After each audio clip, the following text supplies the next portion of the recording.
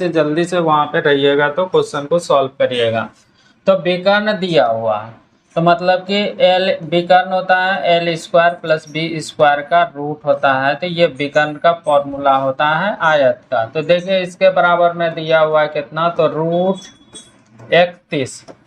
और फिर दिया हुआ है इस प्रश्न में कि क्षेत्रफल दिया हुआ मतलब कि लंबाई गुना में चौड़ाई बराबर में दिया हुआ है 25 सेंटीमीटर स्क्वायर। तब पूछा गया कि परिमाप क्या है। तो देखिए कैसे करिएगा, अगर इसका रूट कर दीजिएगा तो मतलब कि l square plus b square बराबर में क्या हो जाएगा, इसका रूट वर्क करिएगा तो ये 31 हो जाएगा। अब देखिए ये l square plus b square बराबर में 31 हो गया और एल इंटू बी बराबर में कितना हो गया, 25 हो गया। तो हमको एल प्लस बी निकालना है। तो एल प्लस बी कैसे निकालिएगा, तो ध्यान दीजिए, अगर एल प्लस बी का स्क्वायर करते हैं तो इसका फॉर्मूला मतलब कि ए प्लस बी का मतलब कि हो जाएगा l square plus b square, अब प्लस हो जाएगा 2l इंटू में बी। तो देखिए इसका वैल्यू दिया हुआ और इसका वैल्यू दिया हुआ तो रख दीजिए। l प्लस बी का वैल्यू कितना दिया हुआ है, तो 31 रख दिए, प्लस l इंटू बी का वैल्यू 25 को 2 से गुना करिएगा तो ये हो जाएगा कितना 50, और 50 और 31 को जोड़िएगा तो ये हो जाएगा कितना 81 हो जाएगा। तो देखिए l प्लस बी का स्क्वायर बराबर में हो गया 81, तो ये स्क्वायर उधर जाएगा तो क्या हो जाएगा, रूट हो जाएगा 81। तो 81 हो जाएगा रूट, एल प्लस बी बराबर में कितना हो जाएगा, तो रूट हो जाएगा 81। तो 81 का वर्गमूल होता है 9। अब देखिए एल प्लस बी का वैल्यू निकल गया है कितना, 9 निकल गया।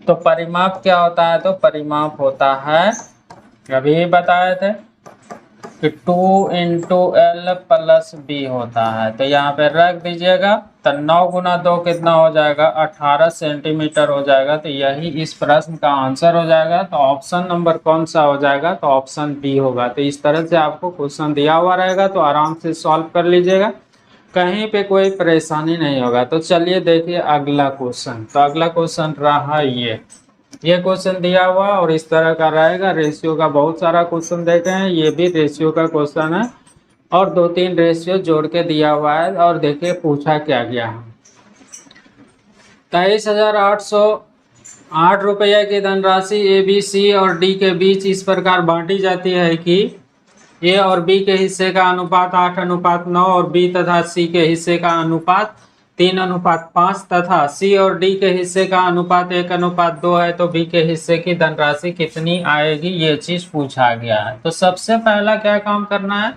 इसमें से ए बी सी डी के बीच आपको रेशियो लिखना पड़ेगा, क्योंकि यहाँ पे निश्चित धनराशि दिया हुआ है पूरे का, तो उसमें से बी का पूछा गया। तो क्या करिएगा, ए बी सी का रेशियो सी डी का रेशियो लिखिएगा। तो देखिए कैसे लिखिएगा, तो ध्यान दीजिए। तो ए रेशियो में बी बराबर में दिया हुआ है कितना, तो 8:9 दिया। ये लिख के भी निकाल सकते हैं या फिर डायरेक्ट निकाल लीजिएगा। तो बी और रेशियो सी बराबर में दिया हुआ है कितना, तो बी और सी का रेशियो देखिए 3:5 लिख दिए। और फिर सी और डी का रेशियो दिया हुआ है 1:2, तो सी और डी का रेशियो लिख लिए तो हो जाएगा 1:2। अब देखिए ए बी सी डी का रेशियो लिखिएगा, तो ए रेशियो में बी इसका जरूरत है हमको, सी रेशियो में डी बराबर।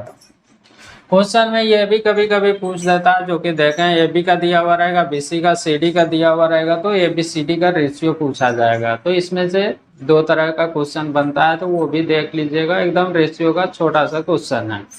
तो देखिए, तो ए बी सी डी का रेशियो लिखेगा तो कैसे लिखेगा, तो 8 गुना 3 गुना 1, तो 8 तिया 24 हो जाएगा, तो ये 24 हो गया।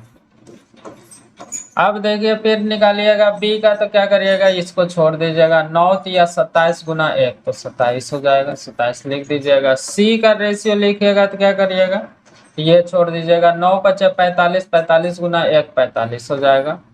अब डी को लिखिएगा तो क्या करिएगा, सबको गुना कर दीजिएगा, 9 × 45, 45 गुना 2 करिएगा तो कितना हो जाएगा, 90 हो जाएगा। तो ये अभी कट रहा है तो काट के छोटा भी कर सकता है, नहीं भी काटिएगा कोई दिक्कत नहीं।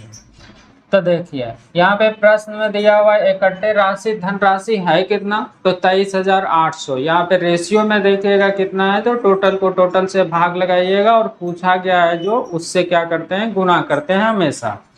तो देखिए 23,808, 23,808 दिया हुआ है और रेशियो में देखिए टोटल कितना, तो 5 और 7 12, 12 4 16 बचेगा एक बचेगा, 10 4 14, 14 और 2 16, 16 और 2 कितना हो जाएगा, 18 हो जाएगा। 186 हो गया, कुल को कुल से भाग लगा दिया, निकालना है उससे गुना। तो पूछा गया बी के हिस्से कितना आएगा, तो बी का हिस्सा है कितना, तो 27 है। तो 27 से क्या कर दीजिएगा, गुना कर दीजिएगा और इसको काटिएगा तो ये कटेगा 128 बार में। 128 गुना 27 करिएगा तो आपका आंसर कितना हो जाएगा, 3456।